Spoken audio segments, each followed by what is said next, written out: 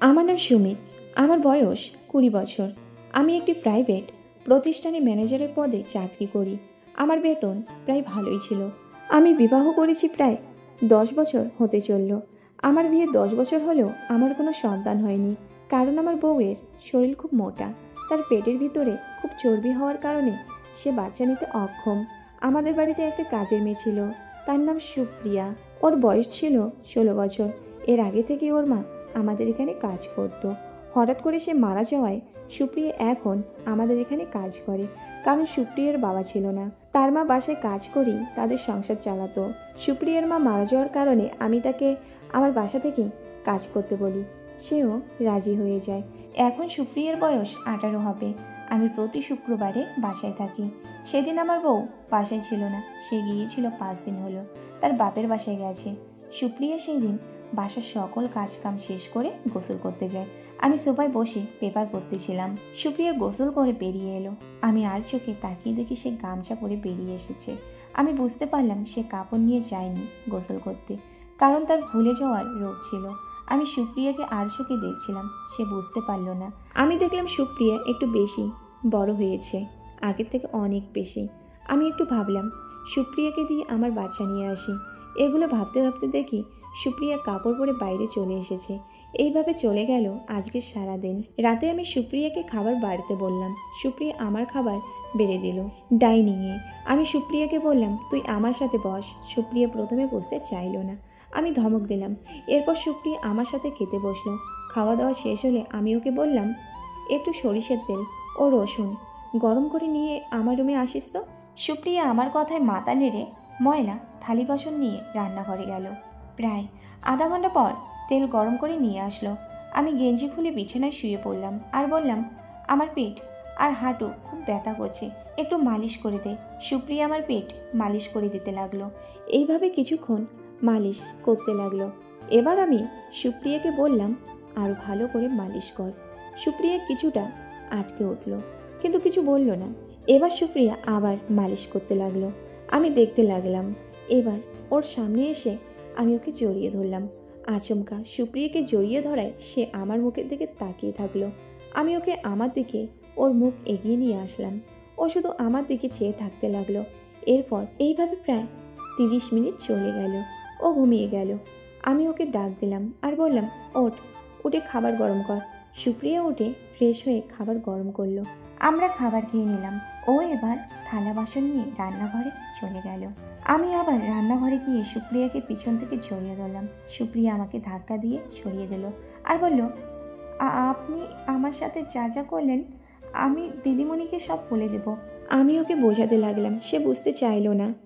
আমি ওকে ধমক দিয়ে আমার করা মোবাইল দিয়ে ভিডিও করা ছবি ওটা ওকে দেখালাম আর ওকে অনেক টাকার লোভ দেখালাম। ও এবার রাজি হয়ে গেল। রাতটা কেটে গেল। সুপ্রিয়া সকালে উঠতে পারল না গায়ের ব্যথার কারণে। আমি দেখলাম ও অনেক কষ্ট করে বিছানা থেকে উঠলো। উঠে আয়নার সামনে দাঁড়িয়ে দেখলো কালো কালো দাগ বোঝা যাচ্ছে। এবার আয়নার সামনে থেকে উঠে ও গোসল করতে গেল। আমি শুয়ে শুয়ে দেখছিলাম। আমি এবার উঠে ও যেই গোসলখানায় গেছে আমিও সেই গোসলখানায় গেলাম। গিয়ে দরজার কড়া নাড়লাম। সুপ্রিয়া একটু পরে দরজা খুলে দিয়ে বলল, দাদাবাবু কিছু বলবেন? আমি ওকে কিছু না বলে ভিতরে প্রবেশ করলাম। করে বললাম, আমি তোর সাথে গোসল করব। সুপ্রিয়া বলল, আপনি বাইরে যান, আমি আপনার সাথে গোসল করতে পারবো না। আমি ওকে কিছু বললাম না। এবার সুপ্রিয়া বলল, দাদাবাবু আমার শরীর খুব খারাপ। প্রায় 2 ঘন্টা পর গোসল করে বেরিয়ে এলাম। সুপ্রিয়াও গোসল শেষে বেরিয়ে এলো। আমি রেডি হয়ে অফিসে গেলাম। ওই দিনে আর হয়নি। আমি রাতে ওকে ফোন দিলাম আর বললাম, আজকে রাতে খাবার করার দরকার নেই, আমি বাইরে থেকে খাবার নিয়ে আসব।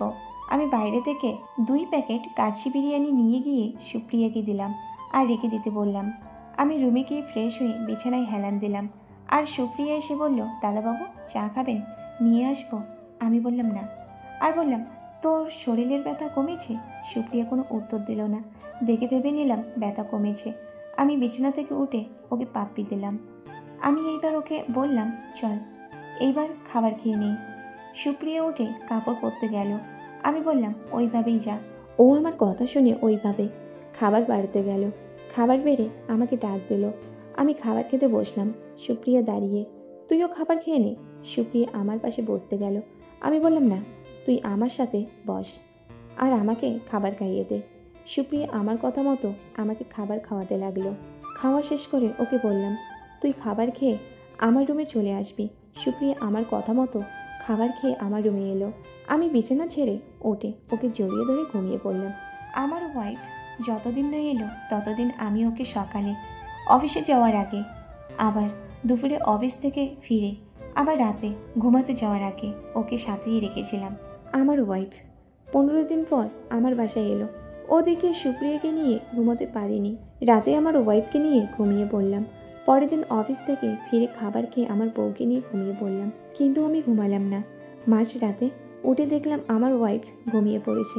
আমি সুপ্রিয়ার ঘরে চলে গেলাম। আমি এইভাবে প্রায় 2 সপ্তাহ ওকে আমার সাথে রেখেছি। এক রাতে আমার ওয়াইফ ঘুম থেকে উঠে বাইরের দিকে এসে পানি খেতে গিয়ে দেখে আমি রান্নাঘরে সুপ্রিয়ার সাথেই ছিলাম। আমার ওয়াইফ চেঁচিয়ে ওঠে। আমি ঘুরে দেখি আমার ওয়াইফ দেখছে। আমি সুপ্রিয়াকে ছেড়ে দেই এবং আমার ওয়াইফকে অনেক কষ্টে আমাদের সন্তানের কথা বলে অনেক কষ্টে বোঝাই। সে পরে বুঝে যায়। এইভাবে প্রায় আরও 2 মাস চলে যায়। একদিন দেখি সুপ্রিয়াকে বমি করতে। আমার ওয়াইফকে দিয়ে সুপ্রিয়াকে হসপিটালে পাঠাই। পরে বাসায় এসে আমার ওয়াইফ আমাকে জানায় সুপ্রিয়া মা হতে চলেছে। আমার সন্তান হওয়ার পর আমি সুপ্রিয়াকে মোটা অঙ্কের টাকা দিয়ে গ্রামের বাসায় পাঠিয়ে দিই। তো বন্ধুরা, গল্পটি তোমাদের কেমন লাগলো? আশা করি সবার খুব ভালো লেগেছে। তাহলে অবশ্যই একটি লাইক আর চ্যানেলটিকে সাবস্ক্রাইব করে দিন। আর যদি পারেন তাহলে গল্পটি বেশি বেশি করে শেয়ার করে দিন। ধন্যবাদ।